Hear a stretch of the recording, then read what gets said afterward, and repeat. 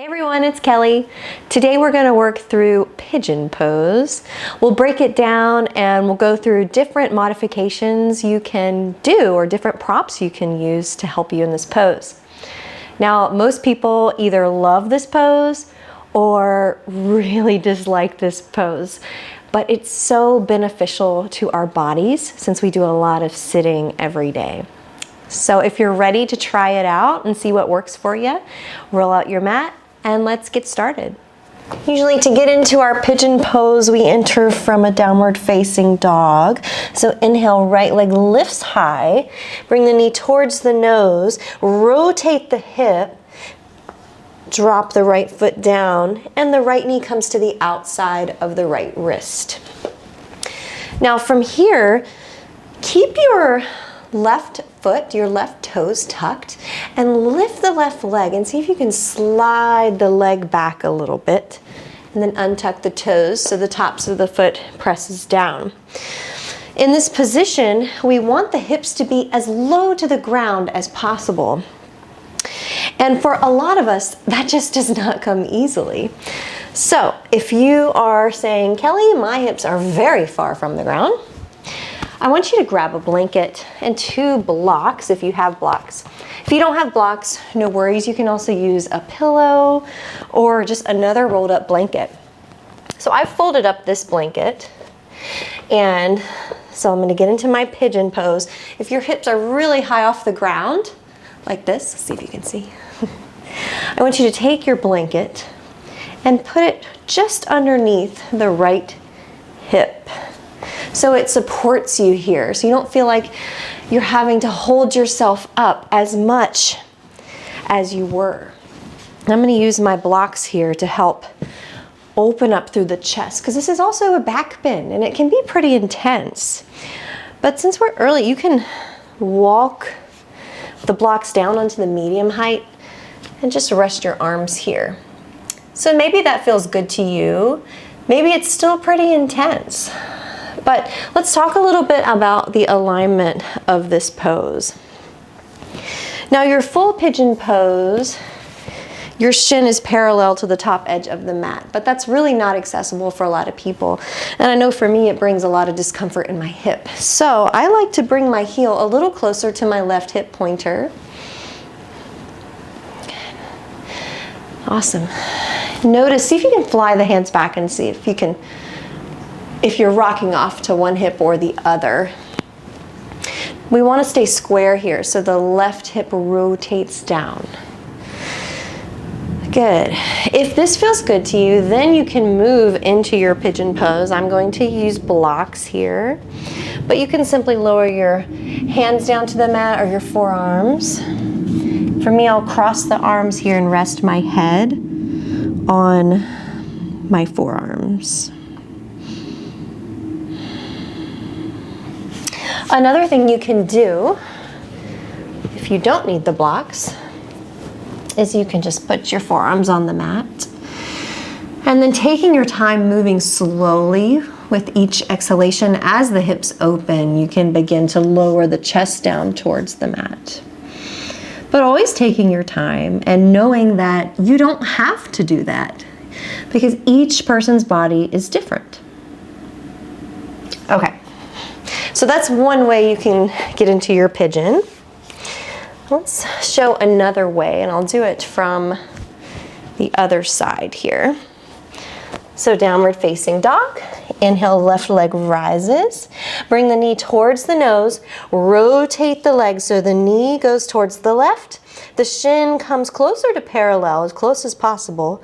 Shoulders over wrists, then lower the hips down. Awesome. If your hips are pretty low to the ground here, if this comes easier to you, tuck the back toes under, rise the back leg, and then see if you can extend the right leg even further back. Untuck the toes. Press the top of the right foot into the mat. Breathe. Shoulders relax down. Again, if this is too much on your hip, you can always tuck the toes under. Put a block, maybe if you have a block instead of a blanket under the hip, and then just stay up high. You just want to make sure you're square in the hips. Okay, awesome. Another thing you can do here, place a block or a pillow, and then just rest the forehead down onto the pillow or the block.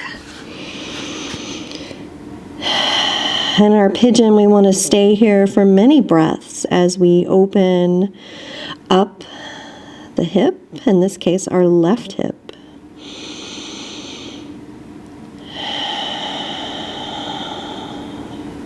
Good.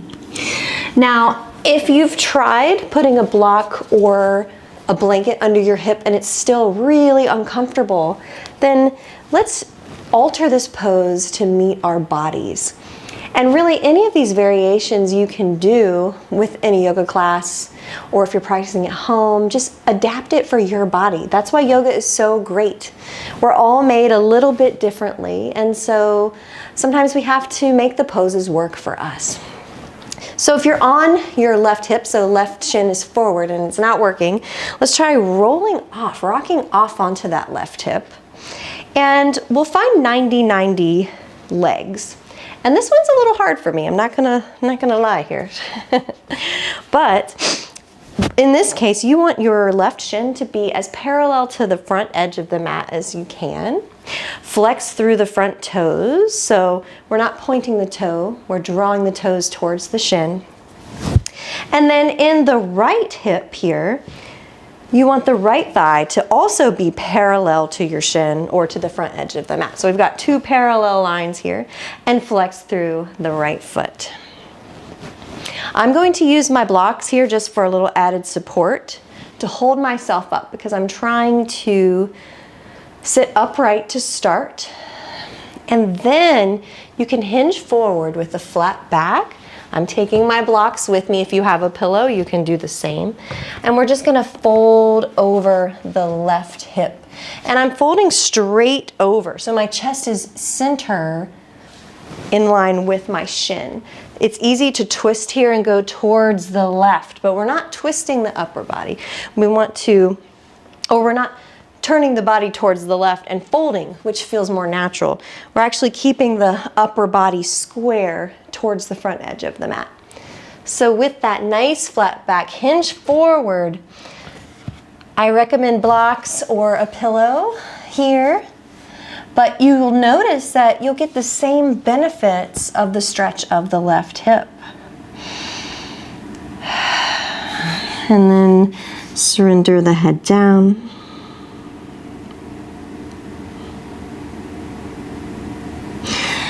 Good, so you would hold that for several breaths. Now, another thing here, this can be really a lot on the right knee or the left knee, depending on which shin is in front. So you can take a blanket.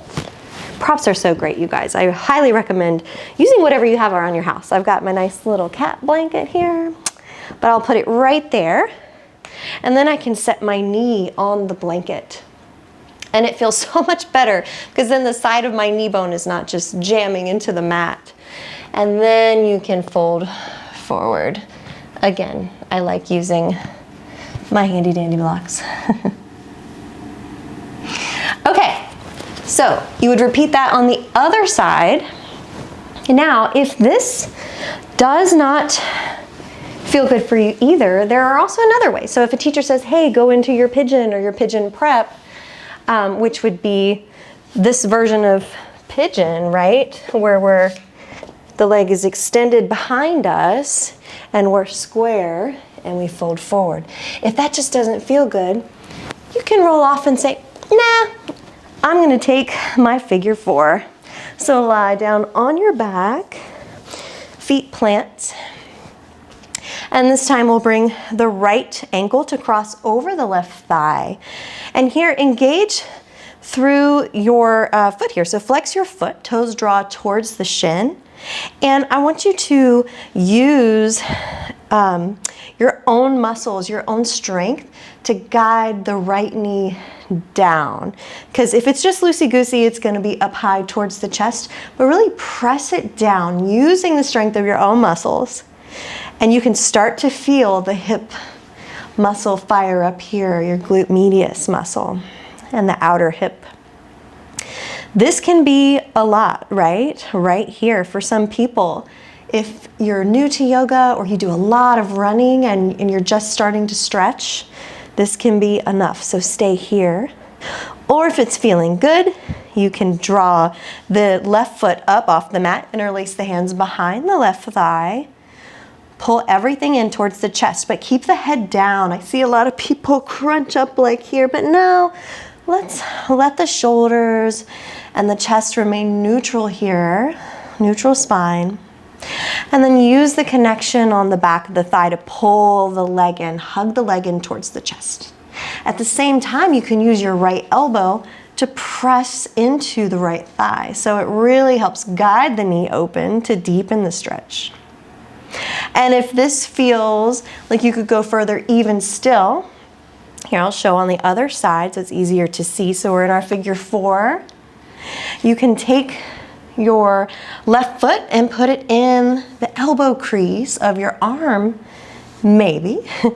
And then take your left arm and wrap it around so the left knee goes into the left elbow crease. Good. Hug everything in. Sole of the foot can come towards the mat. Remember, the back is lying down. Hug the shin in towards the chest. This is a lot right here too. And I will say, as you move through this pose, since we're usually here for a minute or so, move progressively. Don't go to your end pose right away. So you can also extend the leg straight here if that feels good. If the leg is straight, really engage through the quads. Hug the shin towards the chest. Okay, and then we'll come out of that pose. One last thing you can do if you're at home or if you're at a studio. All right, I moved my mat a little closer to the wall. So slide your hips close to the wall and lie down. So release your lower back, your upper back, and then scooch the hips closer if you can. Feet are on the wall. And then we'll just cross the right ankle over the left. Flex through the foot. You can use the right hand to guide the right thigh open. But the wall can really help here deepen the stretch because you can press the left foot into the wall. It's almost as if you were in a personal training session. I don't know if you've ever done that, but the trainer at the end, when they usually stretch with you, they'll sometimes take your foot and put you in this figure 4 shape and really help stretch you. But the wall can be basically your personal trainer by giving you that assist. So slide the hips a little closer if you want a deeper stretch. And then there we go. Breathe. So you would stay here for several breaths. And then to come out, uncross the legs and just roll off to one side. If you like this video and want to give me a thumbs up or hit that subscribe button, I appreciate it. And if there's other poses you want to work on or see broken down, or if you're having trouble with any of the poses, let me know and I'll break them down for you and see if we can help find some other modifications or ways to get into it. Happy practicing, guys.